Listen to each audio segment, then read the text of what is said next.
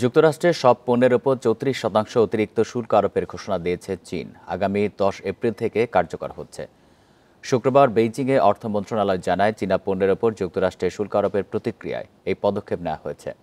মার্কিন প্রেসিডেন্ট হিসেবে ক্ষমতা গ্রহণের পর জানুয়ারিতে চীনা পণ্য আমদানির ওপর ২০% শুল্ক আরোপ করেন ট্রাম্প।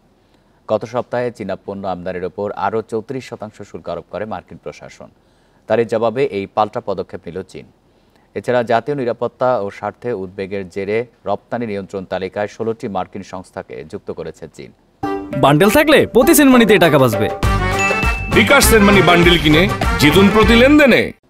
আর তাইওয়ানের সঙ্গে সহযোগিতা বাড়ানোয় শাস্তি হিসাবে ১১টি বিদেশি কোম্পানিকে অবিশ্বস্ত সংস্থার তালিকায় এবং খাদ্য নিরাপত্তা উদ্বেগের কারণে ৬টি মার্কিন কোম্পানি থেকে পণ্য আমদানি স্থগিত করেছে বেইজিং।